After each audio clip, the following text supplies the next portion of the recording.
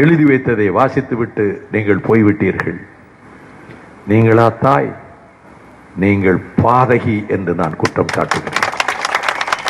கொலை பாதகி என்று நான் குற்றம் சாட்டுகிறேன். எத்தனை வழக்குகள் போட்டாலும் நான் அதை எதிர்கொள்ள தயாராக இருக்கிறேன்.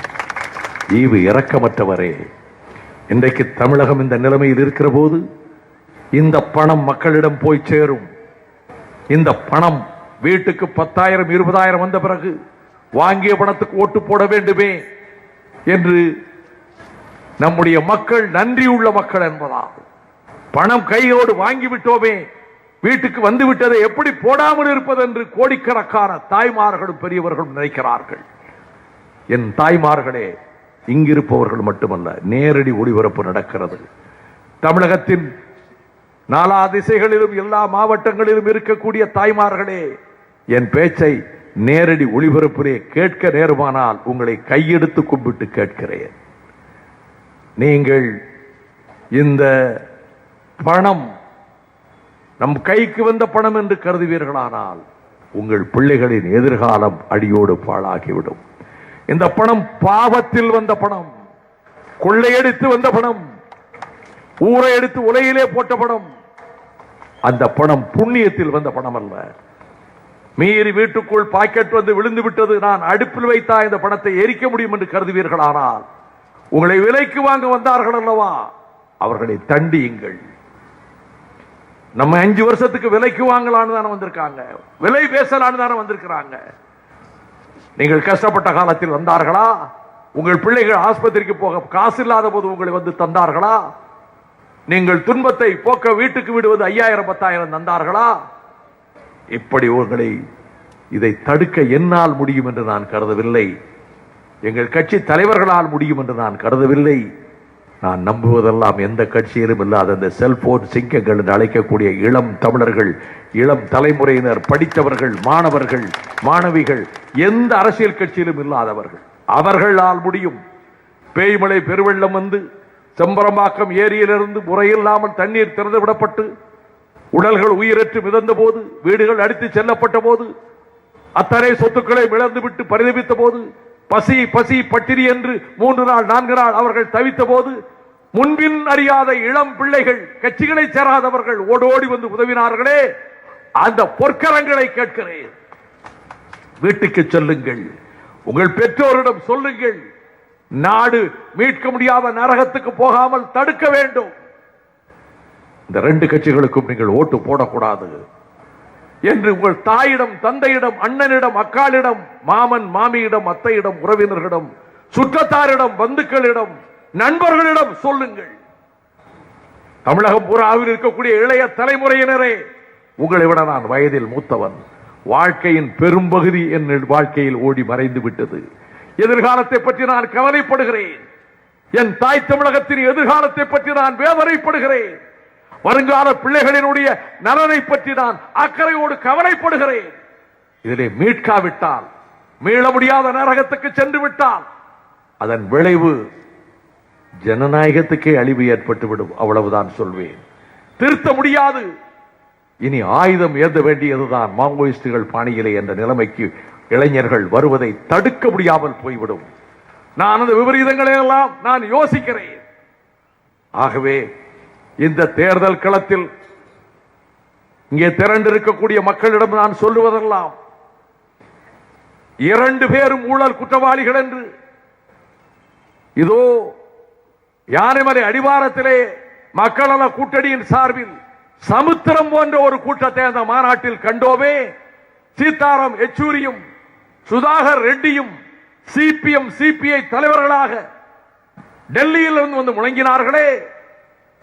பூட்டிய இருப்பு கூட்டின் கதவு திறந்தது, வெளியில் வந்த சிறுத்தை என திருமாவளவன் அங்கே கர்ஜித்தாரே. ஒரு மணி நேரம் நான் மனம் விட்டு பேசினேனே. அந்த மாநாட்டை நடத்துவதற்கு அச்சாணியாக இருந்தவர் என் ஆருயிர் தம்பி புதூர் பூமிநாதன் என்பதை அனைத்து கட்சியினரும் அறிவார்கள். மதுரை தெற்கு தொகுதியிலே அவர் வேட்பாளர். கடந்த 2006ஆம் ஆண்டு சட்டமன்ற தேர்தலில் 52 வாக்குகள் வித்தியாசத்திலே அவர் தோற்று போனார். கடந்த தேர்தல் நாங்கள் புறக்கணித்தோம். 10 ஆண்டுகளாகிவிட்டது. அவர் சட்டமன்ற உறுப்பினர் ஆக்க வேண்டும், பதவிக்காக அல்ல. செயல் வீரன், செயல் மாமணி, ஜாதிகளுக்கு அப்பாற்பட்டவன் என் தம்பி, மதங்களுக்கு அப்பாற்பட்டவர் என் தம்பி, யோக்கியமானவர், தனி மனித ஒழுக்கமானவர், நம்பியவர்களுக்காக தலை கொடுக்கவும் தயாராக இருக்கக்கூடிய வீர திருமகன். நான் இங்கு போட்டியிட்டால் எனக்கு வாக்களிக்க விரும்புகிறீர்கள் அல்லவா சிலர், என் தம்பி போட்டியிடவில்லை, நான் போட்டியிடுவதாக கருதி பூமிநாதனுக்கு ஓட்டு போடுங்கள். நேர்மையாக இருப்பார்.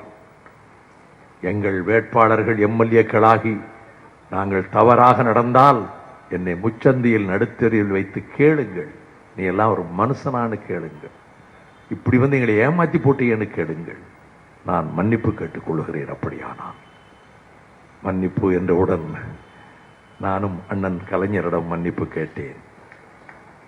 தவறில்லை. ஒரு 30 ஆண்டுகள் அவருக்கு நிழலாக இருந்தவன், அவருக்கு மெய்காப்பாளனாக இருந்தவன், அவர் மீது துரும்புபட சகிக்காதவன், அவரை டெல்லி பாராளுமன்றத்திலே உலகளாவ உயர்த்தி பேசியவன், அவர் தமிழில் மயங்கியவன், அவர் சங்க தமிழில் என் மனதை பறிகொடுத்தவன்.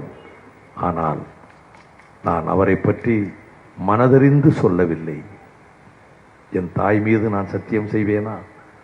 எனக்கு தெய்வம் என் தாய் மாரியம்மாள். இந்த நிகழ்ச்சியெல்லாம் பார்க்க என் தாய்க்கு கொடுத்து வைக்கவில்லை. நான் தோற்றதை மட்டுமே என் தாய் பார்த்தார், நான் ஜெயித்ததை பார்க்கவில்லை. ஆனாலும் அவர் மனம் கலங்கவில்லை. எனக்கு தைரியம் ஊட்டுவார். இல்லாவிட்டால் டாஸ்மாக் கடையை மூட சொல்லி 99 வயதிலே நாற்காலியிலே உட்கார வைத்து அந்த நாற்காலியோடு தூக்கி கொண்டு போய் நடுரோட்டே உட்கார வைத்து உண்ணாவிரதம் இருப்பாரா? அதை தடுப்பதற்காக நாங்கள் சென்றபோது எங்கள் மீது போலீஸ் தடியடி பிரயோகம் செய்தது.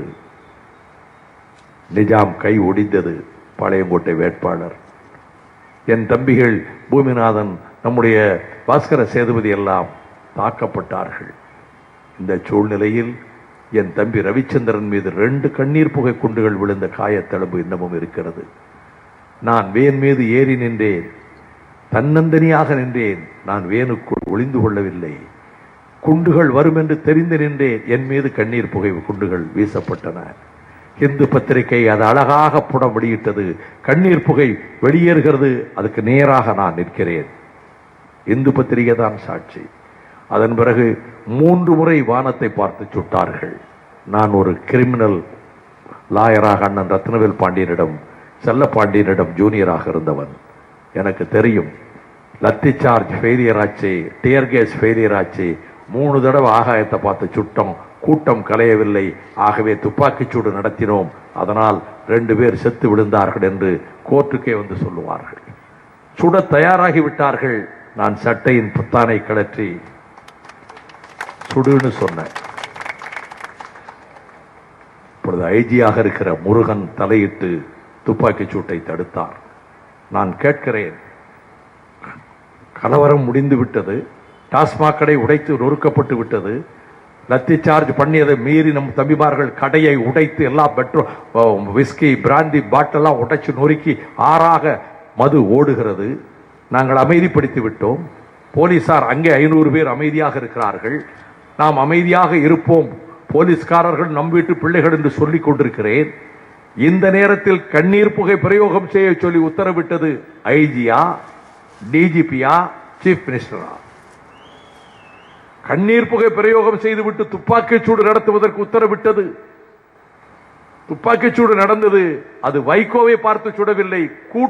கூட்டத்தின் மீது ஏற்பட்ட சூட்டில் அவன் செத்து போனான் என்று மனதில் கருதி கொண்டு சுட சொன்னீர்களா? எதற்காக என் மீது துப்பாக்கி சூட்டுக்கு தயாரானீர்கள்? என் மீது, என் தம்பி மீது திருநாட்சவன் போட்டிருக்கிறீர்கள், பூமிநாதன் மீது போட்டிருக்கிறீர்கள். நாங்கள் போலீஸ்காரரை தாக்கி கொலை செய்ய முயன்றதாக என் மீது திருநாட்சவன் வழக்கு போடப்பட்டிருக்கிறது. இன்றைக்கும் வழக்கு இருக்கிறது. இத்தனைக்கு பிறகு நானா இதற்கு பிறகும் கூட திமுக கழகத்தின் தரப்பிலே இருந்து அண்ணா திராவிட முன்னேற்ற கழகத்துக்கு நாங்கள் ஆதரவாக இருப்பதாக சொல்லி மக்கள் வெறுப்பு ஜெயலலிதா மீது வருகிற போது அது மக்கள கூட்டணிக்கு பாய்ந்து விடக்கூடாதே, இதை தடுக்க என்ன வழி என்று இந்த தகடுதத்த பித்தலாட்ட பிரச்சாரத்தை தொடர்ந்து சில ஊடகங்களில், சில ஏடுகளில், சில அறிவு ஜீவிகள் மூலமாக செய்து வருகிறார்கள்.